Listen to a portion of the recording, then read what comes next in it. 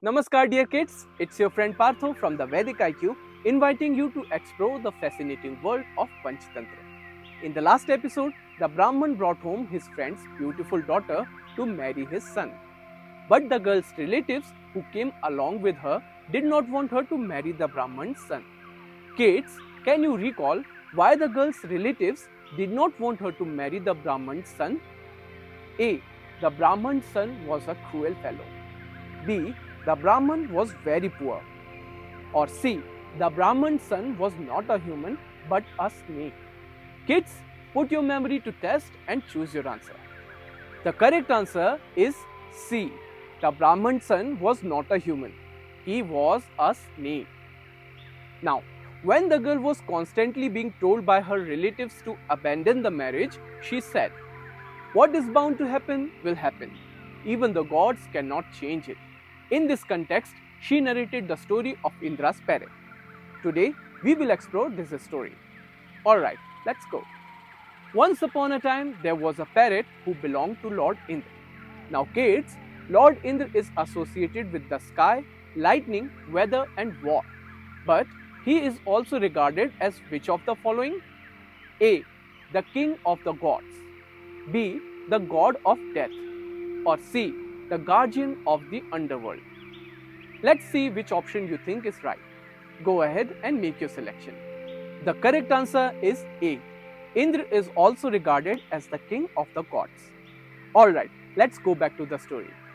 The parrot of Indra was exceptionally beautiful, like a shining pearl, and incredibly intelligent. He was well versed in various texts and sciences.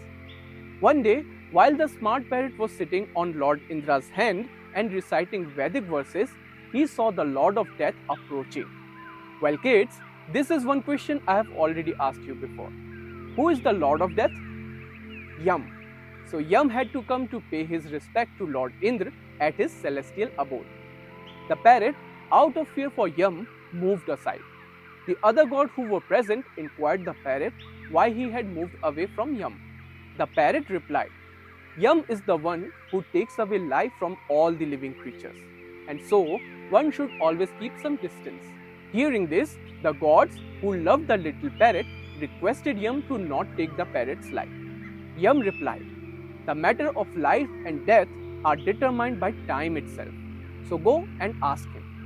The gods then went to Time and made the same request.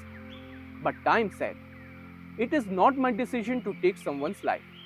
It is in the hand of Death." So they went to Death and asked him to not take the little parrot's life. Sadly, as soon as the parrot saw Death, he fell on the ground and died. The gods were heartbroken and went to Yam to seek an explanation. Yam told them that it was destined for the parrot to die upon seeing the death. Accepting this fate, the gods returned to their world, mourning the loss of their beloved parrot. This was the story of the parrot of Lord Indra.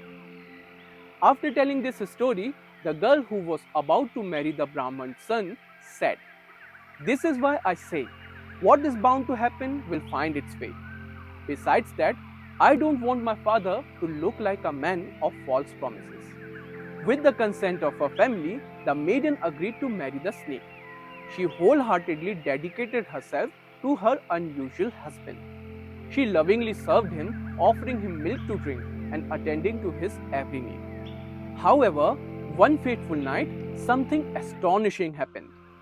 The snake, who usually resided in a spacious chest in the maiden's chamber, decided to pay her an unexpected visit.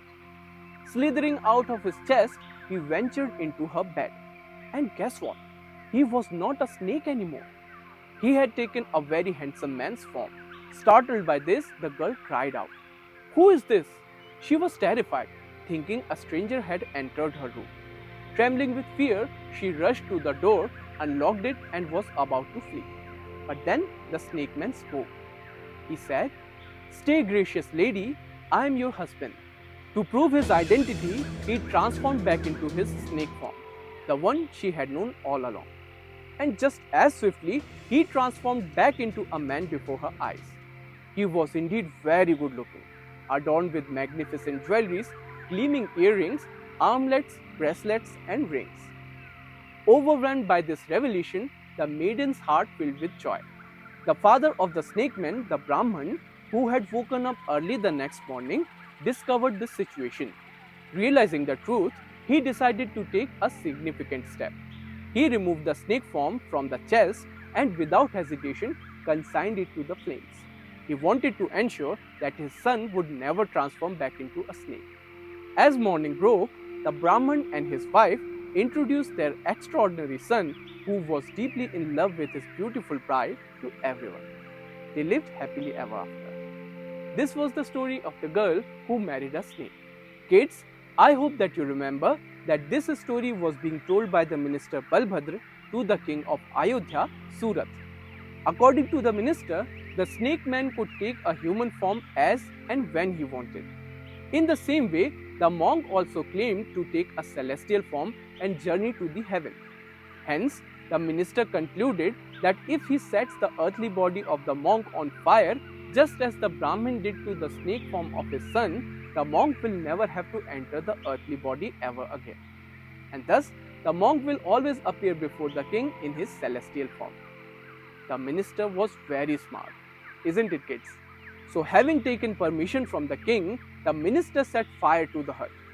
And kids, guess what happened? The monk was burned to death.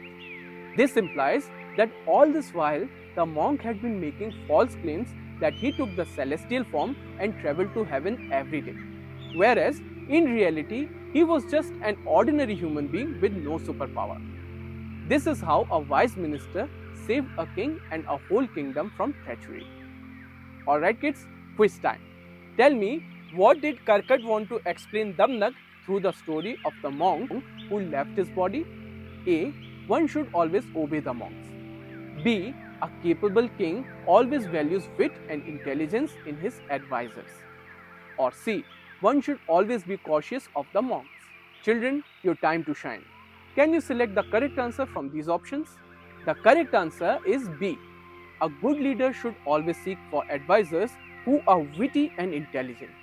But in our story, was the king Pinglak's advisor Damnak witty or intelligent? No, the king Pinglak sought for advisors from a jackal who was sly and cunning.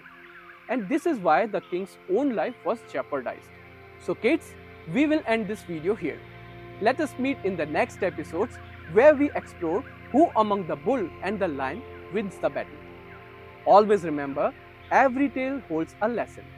Stay inspired, keep learning, and I will catch you in our next adventure. Till then, take care my friends. Namaskar.